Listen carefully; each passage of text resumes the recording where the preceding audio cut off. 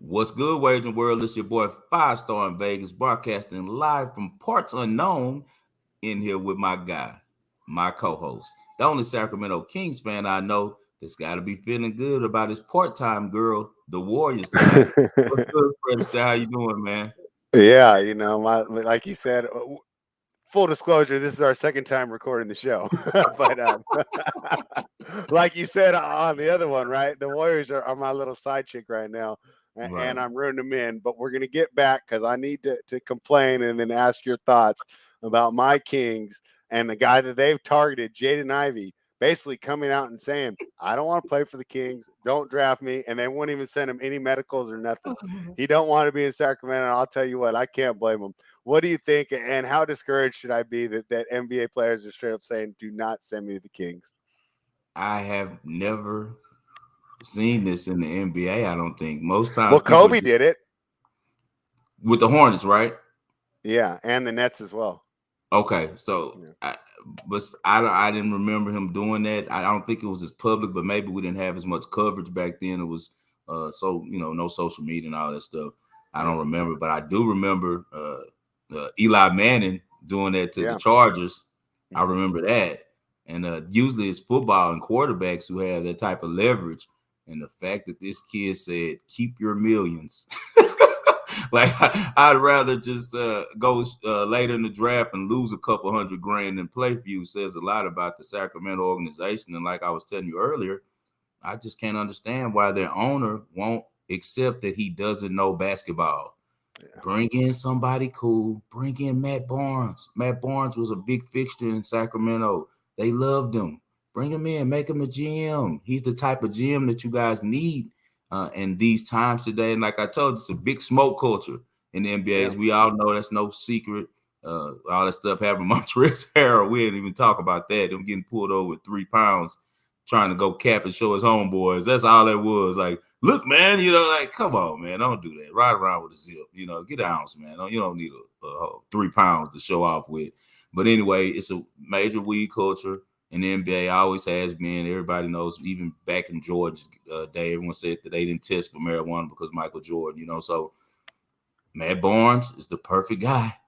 He can preach to them about the great marijuana in the Sacramento area. He can show them that great new stadium that you talk about, that you say that is a beautiful stadium, great facilities, great fan base. Because we saw how loyal that fan base was. They had some of the best home court advantages It's still way pretty back in loyal. the day. Like you go onto Reddit, the Kings subreddit's more active than the Nets, and they're like Really, competing for a championship, and their subreddit dead. Like the these Nets are a Kings fans are fraud. You know loyal. that the Nets have moved around too much. They started Yeah, out. but Where I'm did they just start? saying, like New Jersey or somewhere. Then they yeah, went to this team. Brooklyn, and then New York. They've been everywhere, so Yeah, they you can't can't. say we don't support these guys. I mean, they've just Yeah, given us the crap, and Kings we just keep are showing up. homegrown. They're Yeah, homegrown since they existed. They've been a Sacramento team, right? Or did they come from Kansas City? Is that the they Kansas came from City Royals? Kansas City in '84 or '85. Yeah, that's what I Yeah, thought. They and came then from before Kansas that, they City. were Cincinnati, and Yeah, that's where I okay. think Oscar Robertson played.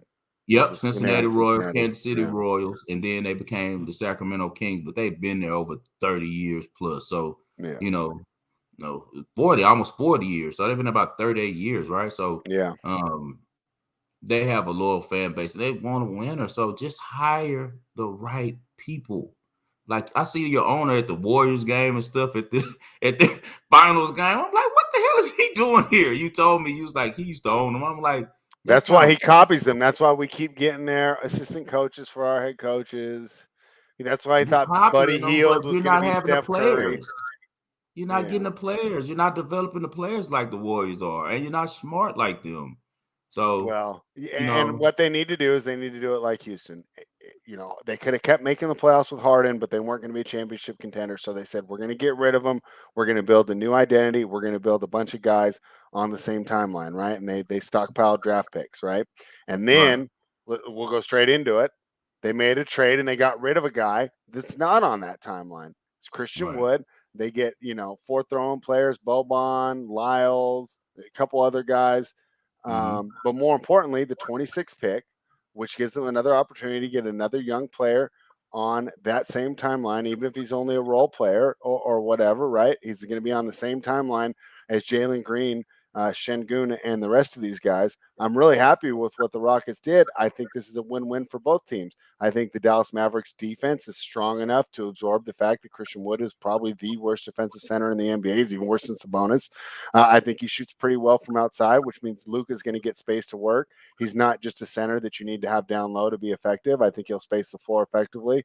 And I also think that under Jason Kidd and in that culture, right, where they're actually going somewhere, I think some of his attitude issues will dissipate because he was frustrated because he came in there to join a winner and then he ended up being on a rebuilding team. And so, you said it, the one we recorded earlier, but it's got to be frustrating when you're in your prime and you're basically watching these young guys work through their mistakes. But as we've said, that's the proper way to do it. You get guys like Jalen Green that have the talent to be future MVPs or top 5 players, and you let them work through it. So I was really happy with both teams, but I think as a Rockets fan, you got to be happy. What were you thinking about that trade? Oh, I was elated. I've been wanting Christian Wood traded ever since we got rid of Harden. I wish they would have packaged them together, just because of this reason. He came strictly to play with Harden. The one game they played together, they really looked well. So obviously, Raphael Stone was correct in thinking that they would play well together and that their games would mesh together well. Unfortunately for us, as you said, timeline, after we got rid of Harden and it became a rebuild, Christian Wood is not the guy to try to, mentor young guys. He still has that underdog mentality. He came from UNLV unheralded. He's fought to get in the league and fought to get recognition, fought to get his contract. He wasn't passing up shots to Jalen Green, and that was the problem on the team. He did not want to defer, and especially in big moments. Jalen Green might be having a great game, control the game from the perimeter the whole game. Wood hasn't played well. We're down 2 and have the ball. I guarantee you Christian Wood's jacking up a step back 3, and it makes no sense. And it's just simple, was out of spite because he was catching attitude, because he wanted to show the young guys that he was the guy, and it's unnecessary. That's not what was going on. That's not the timeline. Like I told you, Raphael Stone is from Seattle. He was just videoed having lunch with Boncaro. I'm hearing Boncaro said he wanted Wood gone. That was one of the main reasons that he got rid of him, for such a, modest, get back. The main I think thing it's a good. I mean, what more are you going to get for a center that doesn't play defense? Well, I think the thing is that they want a little higher draft pick because they're trying to actually package their 17 and another pick to move again up into the top 10 so that they could have 2 top 10s. That was the goal that I'm hearing. Yeah, I just don't think there's teams draft, in that area, right? That need a center. Yeah. I mean, other than Charlotte, but if I'm Charlotte, I'm not giving up 15 for Christian Wood. You got to be kidding me. Right. And that tells you what the Rockets really think about him. I mean, you can I think it shows you what the whole league thinks about him. I mean, I don't think they just took the first offer that came. I'm sure they shopped him. I'm sure this was the best available offer. They traded him not only in conference, they traded him in division. In state, right? I mean, this is a real rivalry, right? They don't give a damn about playing against him. Like, I was like, y'all gonna play this guy like 10 times a year. I can't think of a worse defensive center that actually gets minutes, though. Dude, I mean, he's not good. Eat his lunch. Sengun is gonna eat his lunch the next 4 or 5 years, like he did in practice. Yep. Guys is part of Rockets Twitter. He posted a couple of videos of them practicing together, and also, matter of fact, it was Sarge, Big Sarge Sports, who's an independent sports guy out of Houston. Me and him are cool. He put up a video showing practicing behind the scene practice, and Sengun was eating his lunch right before he left, blocking it, talking smack to him, everything. So I think the Rockets kind of already know what they got in Sengun, and also Boncaro coming in. They're set. I'm hearing we're trying to package 2 together to get Terry Eason, who's an awesome player coming out of LSU. He's one of these guys who has unlimited potential, dude. He's almost 7 foot, excellent on defense, can block shots, can guard on the switch. He moves like a guard, even though he's almost 7 foot. His 3-pointer needs work, but it's definitely effective enough where you could see him developing into a really good shooter. He has a great handle, great grasp of the game. almost anytime he's on the court, he's the best athlete. So if we can get Tari Eason from LSU with those 2 picks, that'll be really, really nice. So the Rockets are making big moves, and I'm definitely elated that they got rid of Wood. A lot of people were had a little comments to say about me being glad that he was gone, because I guess people were kind of upset that I got my wish, because I've been saying I wanted him gone. And some of the Rockets fans were like, they just hate this guy. I don't know why you hate him. And then some other guys were like, yeah, he's going to be good at Dallas. He's going to be nice with Dallas. Okay, let's define nice. He will be nice. That means 17 points, 9 rebounds a game, 8 rebounds a game, or something like that. Maybe 7 rebounds a game, 17 points. But is that going to put them over the hump? No. He's not going to get them to a championship. He's not going to be the key that gets them where they can get through Phoenix. I was hoping, actually, for Luka's sake, that they went after DeAndre Ayton, but that seems out of the play now since they've gotten Wood. But I'm sure that you Maverick fans and you Christian Wood supporters will be singing a different tune when playoffs come, because unless he shows me something different, I've seen nothing about him that says winning player, like nothing. Jason Kidd got his work cut out for him, but if anyone can do it, I think it's Jay Kidd. So yeah, I think it's a great opportunity for both teams. I think it's a great because you only gave up pick 26 if you're the Mavericks, right? Right. Take a shot. If not, you move on at the end of the year. Rockets cut all of those players. They're cutting all of them. Like I told you, Trey Burke is cut. They may keep Chris at the end of the bench. He played for the Rockets before. Maybe they like him. And that's why they took him back, or they might cut him. But like I told you, Boban is my guy. That's who I hope that they keep. I was telling you about the scene in the movie where he's acting like he's 20 years old with Adam Sandler on Hustle, man. So yeah, man, we'll see how everything goes with that trade, man. It's going to be a new day in Dallas with what they're hoping is going to be Luka's Robin, but I personally don't see it. I think they'll still be about the same team they were last year, which was a collective group effort. I don't think anything Wood does is going to stand up and make such a big difference to make them now a title contender. They'll still be just a good playoff team, in my opinion. All right. Well, you gave out a winning play on our last show. Astros got it done. Break down the game. Close game. Astros pull it out 4-3. Quickly did well. He held them to 3 runs, and you would think against Dunning that the Astros would score more. They averaged about 6.5 runs against that guy over his past history facing the Astros, and it was a good performance by Dunning. He pitched well. He held He held the Astros in check until the 8th inning. We had a big 8th inning, and that's when ended up getting us the victory. We're able to squeeze it out, but hey, we'll take it. And as I told you, the Astros will be very focused. Excuse me again. Astros, Rockets. I'm vacation mind, man. I'm sorry, I'm on vacation. So the Astros will be very focused when they play the Rangers every time, because they know that the Rangers are one of the teams in the NL West that can threaten them. Everyone can pretty much write in the Astros as the NL West, the AL West champions each year with the teams that they're facing, the A's, the Mariners, the Angels, and the Rangers. But I think that they do know that the Rangers are a pretty good team. So they came very focused the next day after that 4-3 game. They blew them out, I think, like 10-3 the next day. So good job by the Astros getting us that victory and making us adding to us having another winning week, which will be 21 out of 22. What do you think about the game tonight, man? You know, I don't have a side. I'm gonna just stick with my ticket that I have that's slowly dying. My ticket is like a leaf in the fall. It's drying up every day. It's just drying up till soon. It's not gonna be here anymore. Wither away. I'm not as confident as I was at the beginning of the series about the Celtics, man. Jason Tatum is getting exposed for the things that I already knew, but I was still thinking that the defensive effort and that would cause easy baskets and fast breaks by the Celtics would be able to get them over the hump against an older Warriors team. But the Warriors look good, and their experience and savviness is really paying off during the series. Boston finds itself in a very difficult spot tonight at home. They better be careful, or they'll be going home tonight.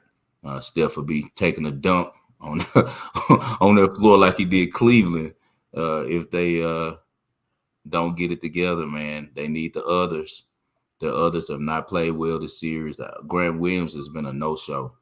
Draymond isn't scoring a lot of points, but he's affecting the game so much that Grant Williams is so worried about trying to get in his head that he's not even playing good. You know, he's out of it. He's just a body right now, whereas he was an actual factor during the playoffs, the Eastern Conference playoffs. Same with Derek White, horrible showing last game. I thought he was on the Van Fleet road as being a new father and making all these shots, but he's fell off fast. So he's not looking good. And Peyton Pritchard, what are you doing, man? The only thing you do is shoot threes, and you're not even doing that good.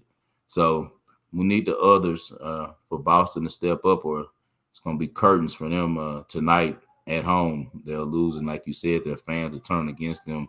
And as I was telling you, I found it very, very strange that Steve Kerr gave out a prediction that they were going to win in 6 in Boston. Why would he do that? I think it's strange too. The Warriors are 0-3 closing out in closeout games on the road so far this season. Right? They didn't win in Memphis when they had a chance to close it out. Right? They went home, took care of it there. Didn't win in Dallas when they had a chance to close it out. Went home, took care of it there. So, yeah, I think it's interesting too. But maybe they don't want that Game 7 with your guy Scott Foster, right? Because he's not a referee tonight. So they number 48. Yeah, unbelievable how much that. And you know what's so funny? And the banner's not on this time, right? But of course, I do the NBA rundown, and I swear we get more questions and comments about the refereeing and the officiating than we do the actual players, Yeah. And it's just unbelievable how much, it dominates the discourse there. And I guess if the ratings are there, the NBA is not going to care. But if I was custodian of the product, I don't know if I would like that, right? I think I would try and move away from that. So that's going to be an issue for the team going forward, or for the league going forward, if they don't have good ratings. But these ratings have been really good for this finals. Let's go into our picks. I got them right this time. You're starting with Jaylen Brown. You think he has a big night? Let him know why. You heard what he said. We're not afraid of the Warriors, so you get a chance to put up a shut up tonight. You're not afraid of the Warriors? Go out there and give me 30 then and show me. So he seems pretty motivated to stick it to the Warriors tonight. From what we said at the press conference, he seemed a little sick and tired of people talking about the Warriors and how tough Draymond is, and his tactics and all that. And seems like Brown has on his mind just to go ball. As I've told you before, I trust him a lot more than Tatum. He just has more in his bag than Tatum does. And anyone who knows basketball can see that very clearly. I'll never understand, as I told you before, why they don't like him in the Boston area. The only thing that I could think of is, like I said, is the politics stuff. That's the only thing, his political stances. That's the only thing that I could think of. And he seems like I think it's because Tatum plays more like Kobe and Brown's more like a new player. And Brown's game has a lot of little flash to it, though. It has some flash to it. And yeah, I think they like all those like tough ISO shots that are kind of getting taken out, right? Tatum's got the better highlights. Jaylen Brown can cook. He's one of the better players in this league offensively. And he's also a two-way player who gives it to you on both sides, but he's also a quiet kid, and he's very serious. You don't see a lot of smiles and giggles and laughs at him for him to be such a young guy. So that may be another thing. Some people just, don't have a really opening personality. So that could be one thing. But as I've told you before, he's also a West Coast kid. Sometimes it's tough to get used to that East Coast mentality. In Boston? Yeah. Yeah. And I think he's at the point where he's one of those kids that I think when he's out there playing, he's like, yeah, you're rooting for me, dude. But if we were in another situation, you would be trying to, call me another word. That's how I could tell he's that type of guy that sees a big picture of things. He's one of the smartest men in the NBA in my mind. Exactly. And the best quote I ever say, when you hear him talking about political issues, like, he is what Kyrie thinks he is. He is what Kyrie really thinks he is. Yeah, because he really goes in depth on his issues, and whether or not you agree with him, you can't say that he doesn't formulate his arguments well. And put in the work. He's put in the work. He sounds educated. He's actually going out. He does so much community work, man, that people don't know about. He's really a hands-on dude. He's really a serious kid. He's not into the flash and the fluff, even though he's a young man. I think one of his good friends got murdered young. He's from out of Oakland, right? I don't know. I just know He's he went to somewhere in the Cal. Bay Area. I don't know if Yeah. it's Oakland, but it's around that area somewhere. I don't think it's Oakland, but he's in one of those towns in the Bay Area for sure. I mean, one of his friends got murdered when he was young, and I think that kind of, Makes made you him get serious. more Makes you a serious about serious life. dude. Yeah, Yeah, he you got dealing with more that serious stuff about early. life. Yeah, and he's a grown man to be a young boy. He carries himself like a complete grown man, and Tatum does as well. He's a great father to his kid. He overdoes does the Kobe stuff sometimes, but I don't think He overdoes the complaining too.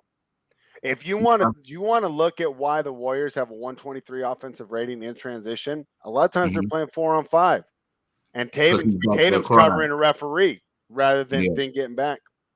That's one thing that I don't like about his game. Almost like he's been promised something, right? I'm going with Draymond under 7.5 points, and I don't want people to misinterpret this and think that Draymond won't have a big effect on tonight's game, because I think he can do all the things. It's just the points. He's not going to hit a three. Like, I mean, he's been breaking wide open threes for a while now. When he's in the lane, it feels like it has to be a wide open shot for him to take it.